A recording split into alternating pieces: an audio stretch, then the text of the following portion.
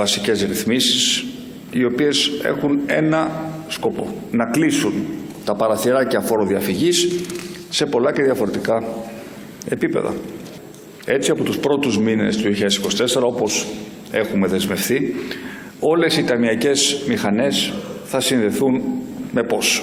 Οι εισπράξεις και οι δαπάνες των επιχειρήσεων θα αναρτώνται στην πλατφόρμα My Data. Ενισχύουμε και τις προσπάθειές μας για την καταπολέμηση του λαθρεμπορίου καυσίμων σε επίπεδο ελέγχων αλλά και συνεπειών.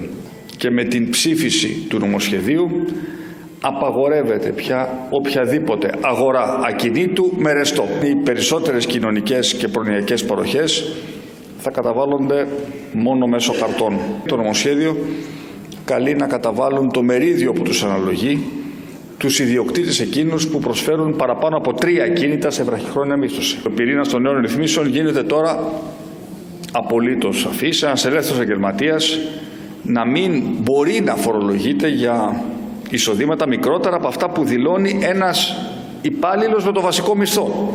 Το τεκμήριο αυτό είναι, όπως έχει εξηγηθεί αναλυτικά, μαχητό.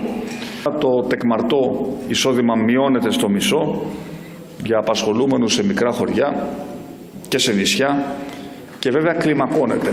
Κλιμακώνεται για όσους ξεκινούν ή βρίσκονται στα πρώτα χρόνια της δραστηριότητάς τους. Θα είναι μειωμένη, θα είναι και η βάση φορολόγησης στους γονείς πολύτεκνων ή και μονογονεϊκών οικογενειών, σε όσους έχουν εξαρτημένα τέκνα με αναπηρία. Πέρα από τις εξαιρέσεις και την αναλογικότητά της, προβλέπεται και κάτι για το οποίο είχαμε δεσμευθεί προεκλογικά και το φέρνουμε μπροστά κατά 1 χρόνο, που δεν είναι άλλο από την κατάργηση του 50% του τέλους επιτιδεύματος.